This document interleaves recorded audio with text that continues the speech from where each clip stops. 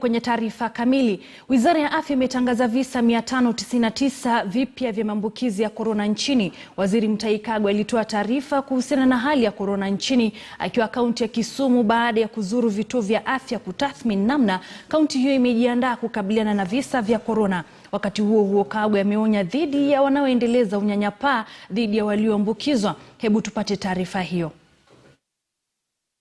Nearly 600 new cases at 599 more COVID-19 infections out of a sample size of 4,420 over the last 24 hours. In total now, we have confirmed cases that stand at 26,436. Here in Kisumu, you are lucky because so far the numbers continue to be amongst the low ones. Keep it that way. The cumulative total in Kenya stands at 353,727 persons, Kenyans, who are within our nation. Amongst the new cases are some 593 Kenyans, while 6 are foreigners. On the basis of gender, 373 are male and 226 are female. I think women are beginning to come closer and closer. That's not a good thing. The youngest of the people tested positive is a year old, while the oldest is 82 years old. Fortunately, I am also pleased to inform you that today is the highest number of patients that we have discharged. So I'm pleased to announce that a total of 1,062 patients have been discharged. 79 are from facilities, while 983 are from home-based care programs. This is the highest number of discharges realized so far in 24 hours. This brings our cumulative discharges to 12,961. We sincerely give thanks to our medical staff for the work they have done to make that possible. However, on a sad note, we have also lost 2 patients in the last 24 hours, bringing our total fatality to 420 people. We condole those families because any one Kenyan dying of coronavirus disease is one Kenyan too many. According to the counties, the cases are distributed within Nairobi again as the highest number at 318. And when we were at the call center, one of the things, Your Excellency, you remember, the call center staff were telling us is that Kisumu people are very conscious of people who come from Nairobi, and therefore my advice has continued to be that if you live in Nairobi and it is not necessary for you to travel from Nairobi, you stay there for the time being. Weka huko tu kidogo, tuone vile itaenda, alafu uje hapa. Na wawekezaji katika sekta ya ujenzi na uuzaji wa nyumba na mashamba wamezitaka benki na taasisi za huduma za fedha kulegeza masharti ya kulipia mikopo katika nyakati hizi za COVID-19. Wanasema hali ngumu ya uchumi imewafanya wengi wao kutolipa mikopo yao kwa wakati ufao, na hivyo kuzitaka benki na taasisi za kutoa mikopo ya fedha kutopiga mnada mali zao hadi pale uchumi utakapoimarika tena. We are faced by the corona pandemic, so if we continue to insist on the loan payment as it were, we are going to have a very negative impact on the economy. Yeah, so the banks, which holds a very key role in the economy, they also extend the repayment period, as well as also they can give a break, like some few months break, so that when the economy bounces back, they will start repaying. Kwingineko, washukiwa 5 wamenaswa kaunti ya Kajiado wakiwa na pembe 2 za ndovu aliyeripotiwa kuuawa eneo la Emotoroki, kaunti ndogo ya Mashuru. Inasemekana washukiwa hao walikuwa kwenye harakati za kuuza pembe hizo zenye uzani wa kilogramu 1.8 ambazo thamani yake ni shilingi milioni 1.8. Afisa mkuu wa upelelezi Kajiado Isaac Meme alithibitisha tukio hilo, akisema washukiwa hao watafikishwa mahakamani siku ya Jumatatu, yani hapo kesho.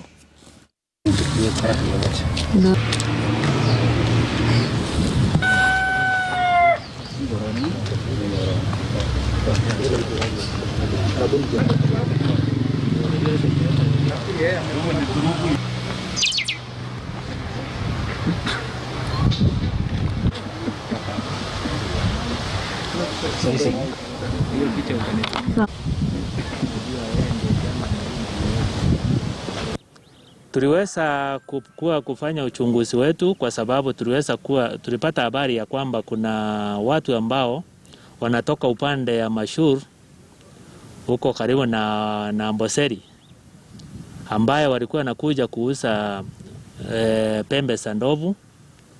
Na hii ndovu kuna ndovu ilikuwa imeuawa Julai na ikatolewa pembe na zikapotea. Jaribu kuchunguza tukajua moja ni mwalimu ambaye ni deputy head teacher ya shule ambaye inaitwa Emotoroki, ambaye iko upande huo tu. Na hii ni kuonekana ya kwamba hawa ni watu, sio watu wa kujifunza, wamekolea kwa hii kazi, kwa sababu ile njia wanatembea nayo ni njia ambaye inaonekana si mtu ya kujifundisha ama sio ya kwanza kuua. Tuingilie masuala ya siasa sasa, ambapo katibu mkuu wa muungano wa vyama vya wafanyakazi KOTU Francis Atoli ameunga mkono pendekezo la naibu mwenyekiti wa Jubilee David Murathe kwamba kiongozi wa ODM Raila Odinga anatosha kumrithi Rais Uhuru Kenyatta kama rais wa 5 wa Jamhuri ya Kenya. Atoli amesema Raila ameonyesha umahiri wake kama kiongozi shupavu na mwenye uwezo wa kuunganisha taifa hili. Aidha, Atoli amesema viongozi wengine wako huru kuwania urais kwa misingi ya demokrasia ili Wakenya wafanye uamuzi. Atoli amezungumza katika makazi yake ya Kajiado. I think Murathe was right, and I want to endorse his proposal as a person, as I continue to consult as Francis. Indeed, it is true, Honorable Raila Odinga, for a long time he has fought for fairness, truthfulness, straightforwardness, and getting a big departure from corruption in this country, and also trying to internationalize our affairs both in Africa and globally. He's the right person now, given his mature age, to bring this country together if elected a president. And he's the right person currently to attract, who can attract both direct and indirect investments in this country to grow our economy and create employment for our young men and women. And therefore, somebody proposing him, he will not be wrong. 2, he is the only Kenyan I know. He's a terrible organizer, because what I did, one of the fundamental courses I did in my work is organizing. And Raila knows how to organize. He has suicidal supporters. He has people available in every county. And he's the only person that can beat most of these people who are trying to sell themselves on presidential candidature. At 10 a.m. He would have been elected. But this Gavana wa Laikipia Nderitu Mureithi na mwenzake wa Baringo Stanley Kiptis sasa wanataka bunge la seneti kumaliza mgogoro uliopo kuhusu ugavi wa rasilimali kwenye kaunti. Magavana hawa wanasema mgogoro huo haupaswi na kwamba hivyo wakatoa changamoto kwa maseneta kuweka maslahi ya Wakenya kwanza, wakisema maeneo ya magatuzi yanaumia kwa sasa kutokana na sitofahamu hiyo. Wito wao unajiri kukiwa na mzozo kuhusu mfumo utakaotumika kugawa rasilimali hadi kwenye kaunti, huku makundi mawili ya maseneta yakishindwa kuafikiana kuhusiana na wanachama wa kamati maalum ya kiufundi iliyobuniwa. Ningependa kuuliza senators, jameni, tunawategemea. Muangalie yale ambao tunapitia kwa sasa. Imekuwa mangumu katika counties kufikia malengo yao ya kuhudumia wananchi. Kwa sababu bila fedha hatutaendelea. wamalize mambo hayo watakapofungua Jumanne. Yaani kuna wakati mambo yanakuwa yamezidi, na huo wakati ni huu. Kwa sababu sisi kama serikali za county ambaye ndiye tunahusika sana na matibabu, ikiwa hela itakuwa ni tatizo, utaona kwamba tutakuwa na tatizo kubwa la kuhudumia hawa wa Kenya upande wa afya. Mbunge wa Keyo Kusini Daniel Rono amewataka maseneta kuweka kando tofauti zao na kuhakikisha mswada wa ugavi wa mapato ya kaunti unapitishwa. Akizungumza na wanahabari mjini Eldoret, Rono amewataka maseneta kutoingiza siasa kwenye swala hilo na kuharakisha kujadiliwa kwa mswada huo, ikizingatiwa kaunti nyingi hazijapokea fedha kwa muda. Amesema kuwa iwapo maseneta hawatatatua tofauti zao na kuzingatia msimamo wao wa kisiasa katika kujadili mswada huo, basi huenda ukakosa kupitishwa hivi karibuni, hali ambayo itaathiri pakubwa shughuli nyingi kwenye kaunti zote nchini. The route that they have taken at the moment, they are supposed to have agreed. But it appears there is too much suspicion among each other. It's no longer about devolution. It's no longer about sharing money. It's now interest. It has taken political dimension. So I don't know whether we will even get a solution from the Senate at all. Because where politics take root in the sharing of revenue, then we will never be fair. Because individuals will take care of their interests, where they come from, where their godfathers come from, what they stand for. We will not get a solution through Senate. I foresee it. Unless one side has to forego just like the other side has to forego.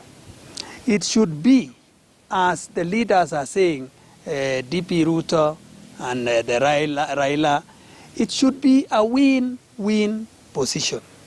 Anything short of that, it will not see the light of day. Na tukisalia kwenye swala lilo hilo, ni kwamba mbunge wa Mandera Kusini Ali Aden amekosoa mfumo wa ugavi wa rasilimali kwenye kaunti, akisema kupunguzwa kwa fedha za baadhi ya kaunti hakufai, kwani kaunti zinahitaji pesa zaidi, haswa maeneo kame kama Mandera. Mbunge huyo alikuwa akizungumza huko Mandera wakati wa kukagua miradi ya maji na ujenzi wa nyumba zitakazotumika na baadhi ya jamii zilizovamiwa kwenye uhasama wa mpakani. Advocating for one man, one shilling, one vote. That is their opinion. But as far as we are concerned, it should be equitable distribution of resources. This area has been marginalized for far too long. And devolution is the biggest savior of this. We cannot, and I emphasize, we cannot and should not reverse the gains that devolution has made. And so no county should lose money. We should be able to settle on an amicable formula that makes the north and northeastern counties to win, and those others who are also looking at the population to have more money. After all, we do not have the schools that the central Kenya has. We do not have the kind of infrastructure they have.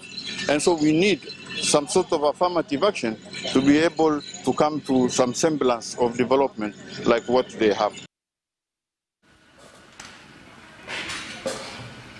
Wenyekiti wa matawi ya chama cha Ford Kenya County ya Kakamega wameonya mbunge wa Tongaren Eseli Simiu na mwenzake wa Kanduyi Wafula Omunyinyi dhidi ya kufanya uchaguzi wa mashinani wa chama hicho.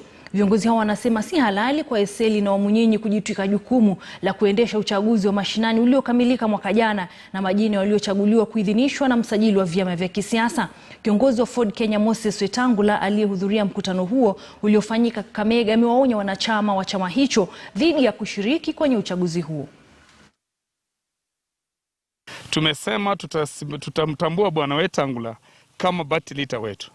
Kwa saa hii hatuna maneno mengine, tutaendelea hivyo mpaka 2022 tukitaka yeye atuelekeze ili pia sisi tupate share kwa uongozi ambao unakuja. Nimesikia kule Bungoma, leo nimekuwa na ujumbe kutoka Tongaren wakinieleza ya kwamba kuna watu fulani wakiongozwa na aliyekuwa katibu wetu, wanatembea wakisema ya kwamba wanapigisha uchaguzi upya.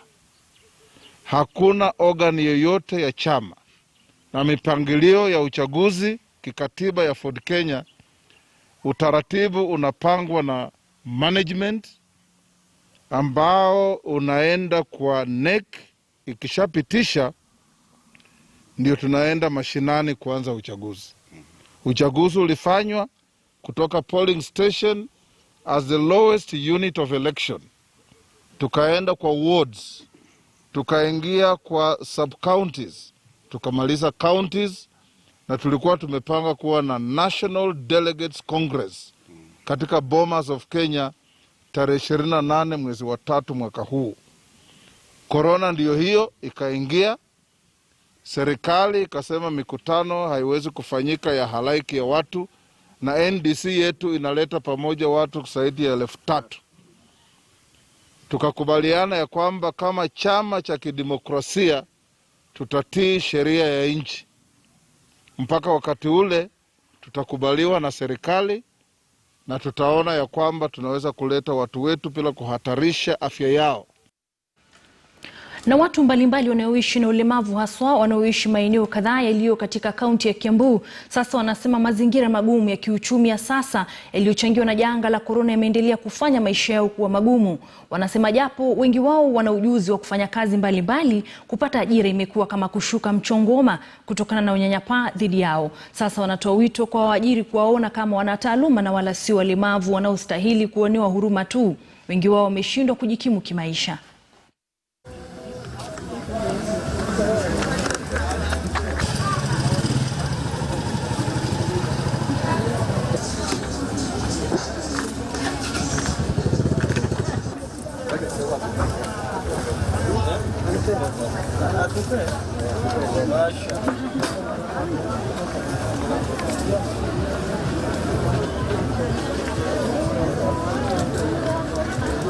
Ningeomba kwa makampuni wakipa watu kazi, hata kama wanapeana kazi wao wanaangalia watu walemavu, manake wanaona kama watu walemavu ambao waliko hawezani kufanya kazi. Lakini ningeomba tu kuwajuliza, hata wakiona watu wakiwa na walemavu, hata sisi tunajua kufanya kazi. Kwa hivyo ni ombi langu, wakikuwa na nafasi za kazi wao wanatupa kazi hata sisi, manake tuko na mahitaji na tungependa kujisimamisha sisi wenyewe na kusimamisha familia zetu na sisi wenyewe kujitafutia, kama wakati huu maisha imekuwa mangumu namna hii.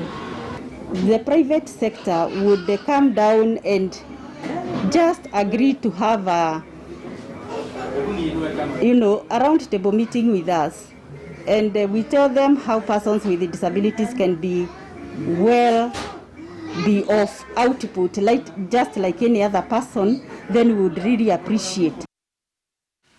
Na zaidi ya familia 15 kutoka kijiji cha Karuangi eneo la Murinduko huko Mwea kaunti ya Kirinyaga sasa wanaishi kwa hofu ya kupata maradhi yanayoambatana na maji machafu baada ya eneo la Kinamasi kufurika maji na kuyafanya kuingia majumbani mwao. Wanasema vyoo vyao kwa sasa vimejaa maji ambayo yanachanganyika na maji mengine safi ya matumizi yao. Wakazi hao sasa wanataka Wizara ya Maji kuwatafutia suluhu. Kinamasi hicho kiligeuka bwawa baada ya shughuli za uchimbaji mawe na wanakandarasi waliokuwa wakijenga barabara eneo hilo.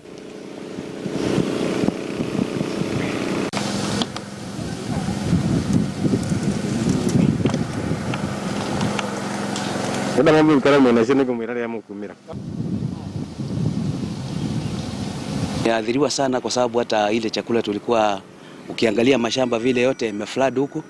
Mashamba kama mandizi yameharibika, mahindi yameharibika. Sasa mavuno imekuwa kidogo, tuko na shida ya hesabu ya maji. Kuna engineer alikuwa amekuja na akatuambia hii maji inaweza kutafutiwa overflow, vile inaweza kwenda kwa damu nyingine iko huko chini, na hiyo maji inaweza hata kusaidia na community ile iko huko chini. Kwetu imekuwa ni janga, lakini kwao inaweza kuwa ni faida.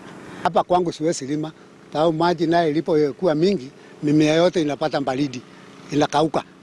Sasa ukiangalia kule kulikuwa na sukuma, kulikuwa na mahindi, yote imeharibika sababu ya baridi. So hata kama ni maji tunahitaji si mingi kiasi hii, tunahitaji kidogo ya kulima peke yake. Lakini sasa iko na mlai, nasikia hata kuna watoto walikufia hapa pamekufia watu kama 4.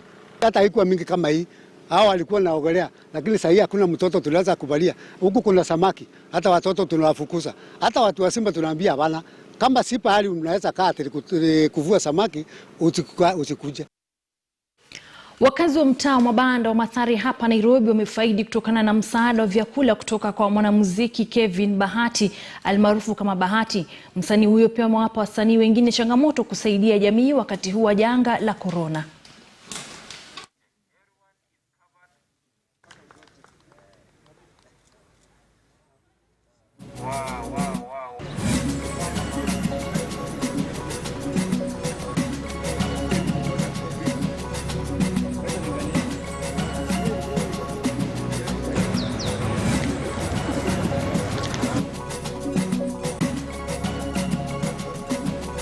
Wapi makofi akipatiana chakula officially. Sasa hivi ile COVID imehit hard. Juu hata mimi kama artist niko affected. Na nimekuwa napata hizo DMs, watu wako na shida, ukimuuliza ametoka wapi anakuambia hata alikuwa jirani wako. Nikasema acha nijitolee ile kidogo niko nayo. I can feed a few families. Tukiendelea kuomba Mungu sustain our country. Ukivuma huko nje alafu watu wa nyumbani saa zingine wanalala njaa. Juu hapa kuna cases hadi kuna wasichana wanakujiuza ndio wanunue sanitary towels, sanitary pads. My challenge to other artists ni hao wananchi ndio wanatusupport. Hao wananchi ndio wanasupport muziki yetu. So if unaweza ile kidogo unaweza, najua pia artists wengi wako affected sana. Lakini ile kidogo unaweza share with your community. Ni asante sana kwa ajili ya Mungu kumpa hiyo hekima ya kukumbuka na kurudi kuja kuleta msaada hii ya chakula kwa watu wake Mathare. Food kama hizi zenye ametupea families mingi wakati huu wa COVID-19, watu wamekuwa hawajiwezi kabisa, hawajikimu, kujilisha tumbo imekuwa changamoto. Na bila shaka tuendelee kuwafaa wasiojiweza katika jamii wakati huu wa janga la virusi vya Korona. Tukisonga mbele ni kwamba wanasema nia ikiambatana na matendo ndoto za mja hutimia siku zote. Stanley Nyamai ni kijana aishiye na ulemavu wa kusikia, lakini matamanio yake ya kutaka kujiunga na vikosi vya ulinzi nchini ilimfikisha katika huduma za vijana kwa taifa NYS. Lofty Matambo alizungumza na bwana huyu anayesimulia safari yake na furaha ya kutuzwa na Rais Uhuru Kenyatta kama kurutu bora mwaka 2019. Best recruit all round men. Video hii ilichukuliwa mwaka wa 2019 akipokea tuzo ya kurutu bora katika kikosi cha NYS kipindi hicho. Stanley Nyamai 749 Stanley Nyamai akaipokea tuzo ya rais kwa wingi wa bashasha na mbwembwe za wazi. Hakuwa na budi kutumia ishara ili Rais Kenyatta aisome furaha yake.